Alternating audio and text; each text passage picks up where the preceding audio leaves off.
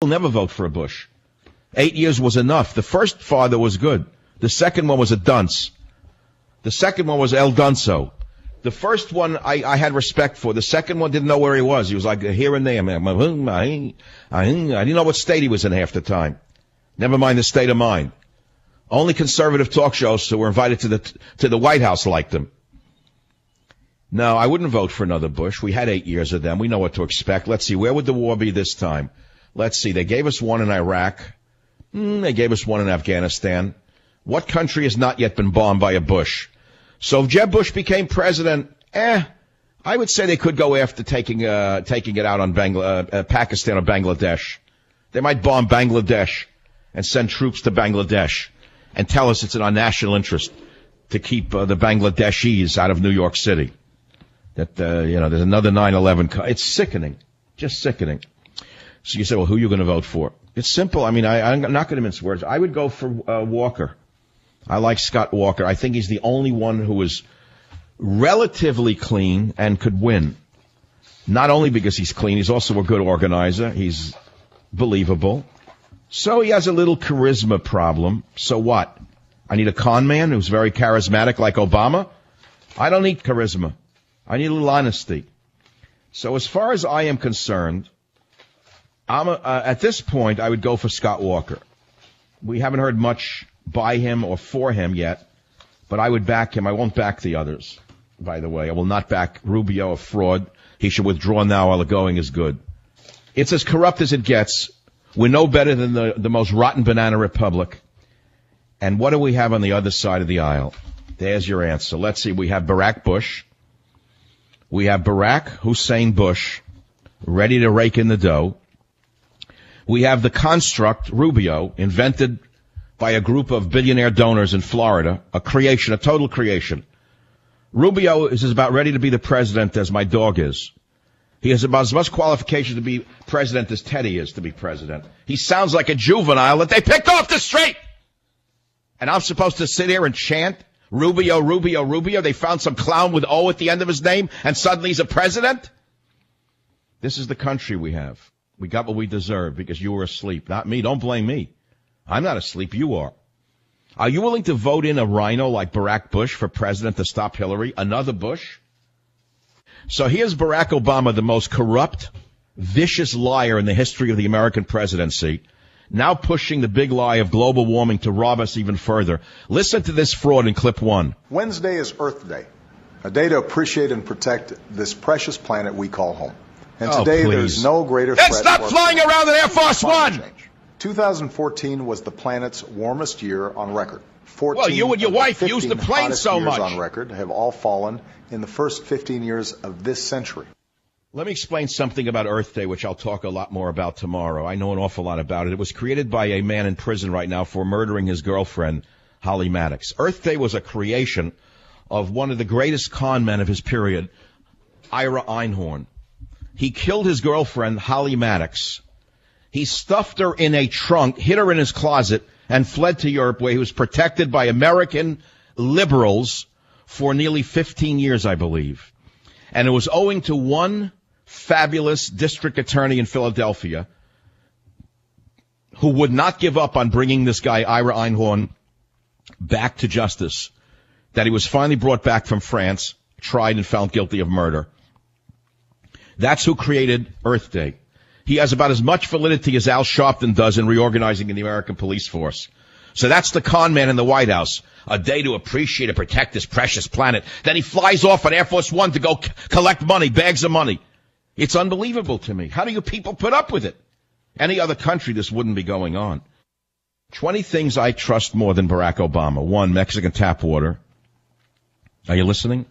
Someone sent this to me. 20 things I trust more than Barack Obama. 1, Mexican tap water. 2, a porcupine with a pet me sign. Bill Clinton with my teenage daughter. Passing gas while fighting the flu. An elevator ride with Ray Rice. Taking pills or a drink offered by Bill Cosby. A Hillary Clinton war story reported by Brian Williams. Gas station sushi.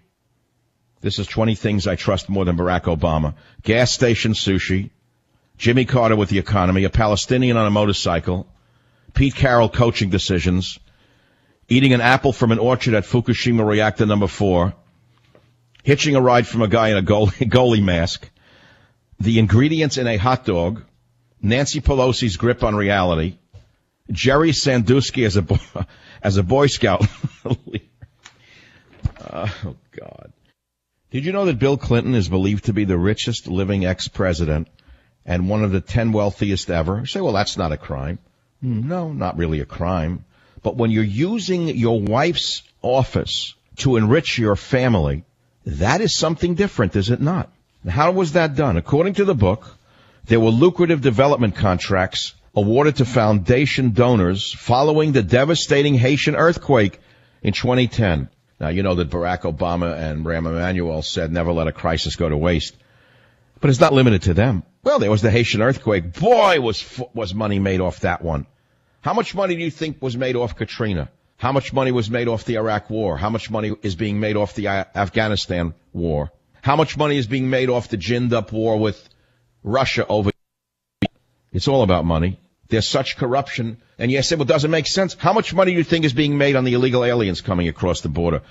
Tens of billions of dollars a month are being made by front groups for churches and private organizations that are receiving billions of dollars in federal money. Billions of dollars is being raked off on the illegal alien. This report says that Hillary's brother, Tony Rotten, sat on the board of a small North Carolina mining company that in 2012 got one of only 2 coveted gold exploitation permits from the government of Haiti, the first issued in more than 50 years, according to the website Breitbart. Bill Clinton himself was paid $1 million by a Canadian bank and a major shareholder in the Keystone XL pipeline as the State Department was considering the project, according to the author Schweitzer. I don't know what else to say to you other than we have the government we deserve. There's nothing else I can say to you. I think that says it all. She is disqualified now. She should withdraw. But the woman has no shame. She won't withdraw. But she is vulnerable to another Democrat, by the way. And that, in a way, is a little worrisome because they may be worse than her. I mean, you could say, well, she's corrupt, but she's, let's say, a known corrupt entity. Who would you rather have if it was her or Elizabeth Pocahontas Warren? Would you rather have Hillary or Pocahontas, the left-wing fanatic? They're both left-wing fanatics. Which one is more fanatical is the question. And which one is more corrupt? That's the only question. Well, on the right side, who do we have? We discount Rubio, a non-entity, not qualified at any speed. We have people with good ideas like Rand Paul and whatever his name is, Cruz, but they're not electable. And then we have Scott Walker, who has good ideas and is electable. That's why I back Walker at this time. I don't know what you think about it, but I find it a little boring to talk about 2016, but it's hitting us right in the face. It's hitting us right in the face. We have to talk about these things, don't we? Right? And I'll be right back. It's the Savage Nation. Join the Savage Nation. Call now, 855-400-SAVAGE, 855-400-7282. Savage. Your Savage Nation is sponsored by SwissAmerica.com. It's the only company I trust for tangible assets, gold and silver. Call 800-BUI-COIN.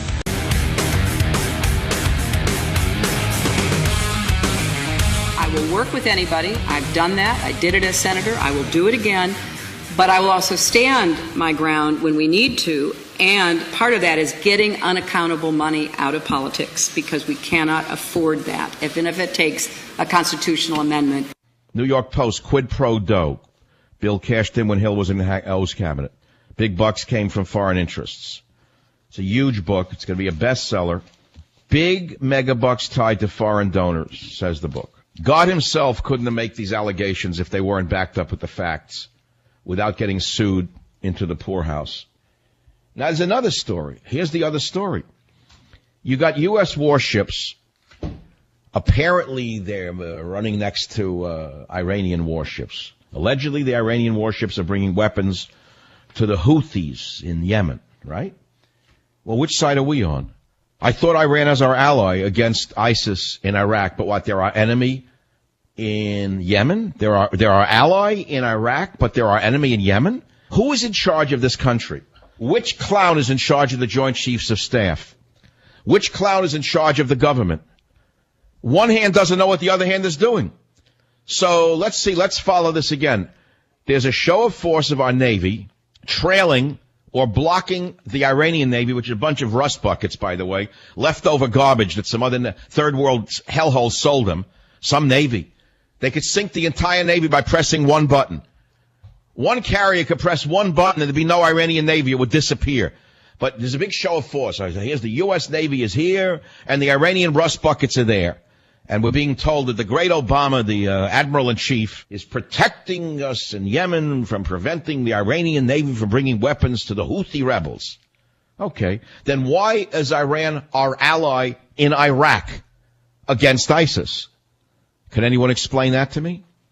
If you can, you win a Nobel Prize, because no one else can explain. Here's another little story. Arab TV commentators claim Obama supports Iran because his father was a Shiite. Did you hear this one? Commentators on 2 different Arabic television programs claim that President Barack Obama is pushing a nuclear deal with Iran because his father, Barack Obama Sr., was a Shiite Muslim, and President Obama apparently wants the Shia-run government of Iran to be victorious in the region. Commentators made their remarks on the UK channel Al Hiwar TV on March 25 and on Foshbab TV in Saudi Arabia on April 10. Syrian writer Mutin Lazikanani and Hiwar said, "There is one thing we must not forget. I am not peddling some theory, and I am not being racist, but Barack Hussein Obama is the son of a Shiite Kenyan father. He spent much of his childhood in Mombasa, South Kenya," said Lazikani.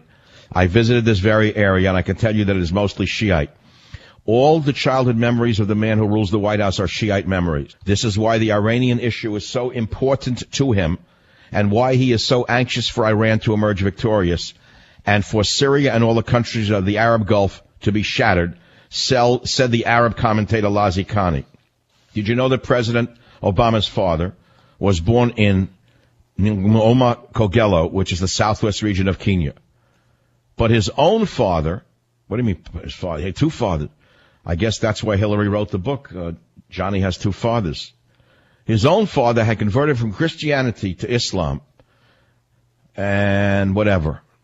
Who knows? It's too complicated. But what the article is missing is that Obama's biological father was really not around during his formative years. Remember, they divorced in 1964 when our president was around 3 years old. So why would you assume that the father would have great influence on the son when he wasn't even around? Kid was 3 years old. He hadn't even lived with his father since he was a month old. So I'm not so sure that this is a correct picture of what influences our president in his dealings with Iran. What do I think? What are his decisions on Iran based on? Valerie Jarrett and her Iranian connections. That is the real story. And that's what's missing from this headline. And now you've heard the rest of the story. I want to shift, though, to something entirely different. A plane bound for Amman, Jordan, goes down in the Caspian Sea. The crash yields no survivors, except the hijacker. And a cask containing an agent of unprecedented destructive potential is missing from the plane wreckage. A carefully plotted terrorist attack has been put into motion, and the resulting chaos might be enough to push America toward another costly war. Countdown to Mecca, it's a gripping page-turner. Savage.